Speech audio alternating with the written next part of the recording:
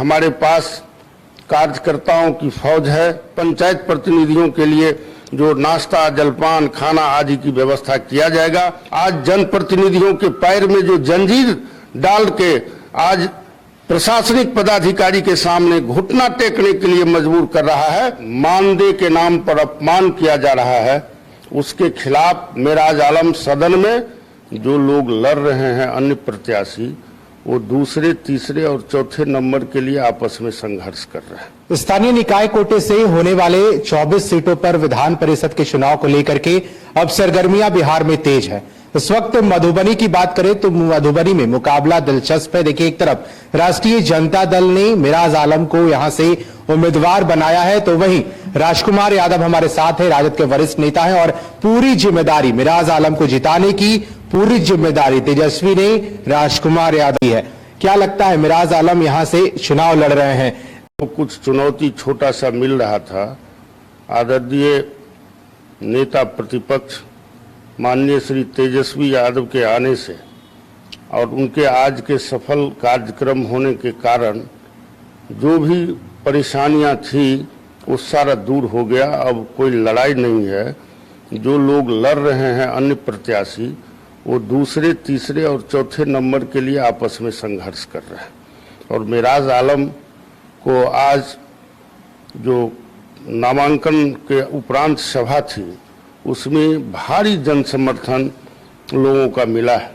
आप देखते तो आपको पता चल जाता कि 160 से ऊपर मुखिया, कई प्रखंडों के प्रमुख, 100 से अधिक पंचायत समिति और 1000 से ऊपर वार्ड सदस्य का आज जन समर्थन नामांकन के सभा में मिला है।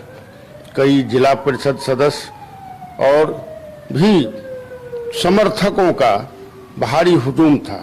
क्योंकि हमारे पास कार्यकर्ताओं की फौज है और उसी कार्यकर्ता के सहयोग से कहीं न कहीं कुछ लोग जो लोग जनप्रतिनिधि बन के आए हैं उसमें बड़ी भागीदारी कार्यकर्ताओं की थी। और कार्यकर्ता हमारा पूरी तरह एकजुट है मधुबनी जिला में। और मेराज आलम तो खुद अपने उम्मीदवारी से, क्योंकि वह पहला उम्मीदवार है मधुबनी जिला में जो पंचायत प्रतिनिधि के तौर पर उम्मीदवारी दिए हैं, तो एक आकर्षण का केंद्र पंचायत प्रतिनिधियों के बीच में है कि हमारे बीच से हमारा सदस्य एमएलसी बनेगा जो हमारे दुख दर्द को जानता है और सदन में उठाएगा। और आज जो हम एक कुशल मजदूर का जो दैनिक रोज है 600 रुपया, उससे भी कम 500 रुपया हमारे जिला के सम्मानित वार्ड सदस्य पा रहे हैं, एक महीना में 500। ये जो अपमानित किया जा रहा है एनडीए के नेतृत्व में चलने वाली नीतीश कुमार की हुकूमत के द्वारा, उसका बदला वार्ड सदस्य और तमाम जनप्रतिनिधि अपने अधिकारों में हो रहे कटौती से नाराज होकर भाई मेराज आलम की तरफ गोलबंद हो रहे हैं। और हमें भरोसा है कि अभी आने वाले 15 दिन ज्यों-ज्यों चुनाव का समय नजदीक आएगा, लगभग 60% जनप्रतिनिधि एक तरफ गोलबंद होगा और 30 से 40-35% के बीच में ये सभी उम्मीदवार लड़ेंगे और हम भारी मतों के अंतर से प्रथम वरीयता में ही मेराज आलम संभवतः चुनाव जीतेंगे। मेराज आलम को तो चुनाव लड़ना है, लेकिन एक बड़ी जिम्मेदारी आपके ऊपर भी है राजकुमार जी।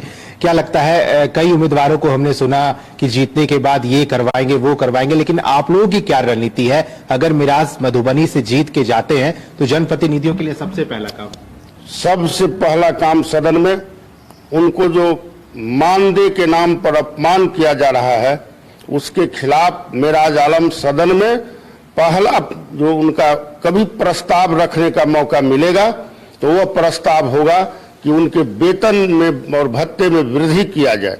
दूसरा प्रस्ताव जो जनप्रतिनिधियों के अधिकार में कटौतियां हो रही है और जिस तरह से सरकार नया गाइडलाइन पंचायती राज एक्ट के तहत ला के आज जनप्रतिनिधियों के पैर में जो जंजीर डाल के आज प्रशासनिक पदाधिकारी के सामने घुटना टेकने के लिए मजबूर कर रहा है, उससे आजादी दिलाने का दूसरा प्रस्ताव मेराज आलम के द्वारा होगा। तीसरा, क्षेत्र का विकास। चौथा, हर प्रत्येक प्रखंड में पंचायत प्रतिनिधियों के लिए उनके बैठने के लिए, आराम करने के लिए पंचायत प्रतिनिधि भवन और कैंटीन जैसी सुविधा जो सुदूर गांव से 20 किलोमीटर, 10 किलोमीटर, 30 किलोमीटर से लोग धूप में, पानी में चल के, बाहर हेल के जो अपने प्रखंड मुख्यालय, अनुमंडल मुख्यालय पहुंचते हैं, वहां पर उनको बैठने का भी सम्मान नहीं मिलता है, जगह नहीं मिलता है। इसलिए उनके लिए एक पंचायत प्रतिनिधि भवन और उसके अंदर में एक कैंटीन की व्यवस्था जो सस्ते दर पर पंचायत प्रतिनिधियों के लिए जो नाश्ता, जलपान, खाना आदि की व्यवस्था किया जाएगा। यही 3 प्रमुख मुद्दा अभी रहेगा और आने वाले समय में जिस तरीके से और जो समस्या उत्पन्न होगा, तत्कालिक समस्याएं उत्पन्न होगी, उसको भी मेरा आलम बखूबी संघर्ष करके समाधान करने की दिशा में पहल करेगा। धन्यवाद। चलिए, राजकुमार यादव हमारे साथ जुड़े थे और इंतजार कर लीजिए 4 अप्रैल को जब चुनाव होंगे और मतदान के बाद मधुबनी से कौन बाजी मारकर जाता है, ये देखना दिलचस्प होगा। अपने सहयोगी डब्लू के साथ अस्मित सिन्हा, फर्स्ट बिहार, मधुबनी।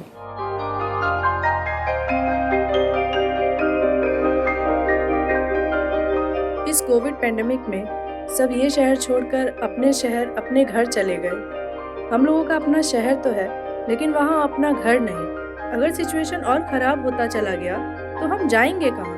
अरे ये प्रॉब्लम तो हर शहर में है, लेकिन हाँ, अपने शहर में भी अपना घर तो होना ही चाहिए। होना चाहिए तो कहाँ है अपना घर? ये है ना, ई होम्स पैनोरामा, पूर्णिया में, अपने शहर में अपना घर। पूर्णिया में पैनोरामा ग्रुप लेकर आए हैं ई होम्स पैनोरामा। बड़ा घर, आलीशान जिंदगी और अत्याधुनिक सुविधाओं के संग। E homes panorama, luxurious lifestyle redefined.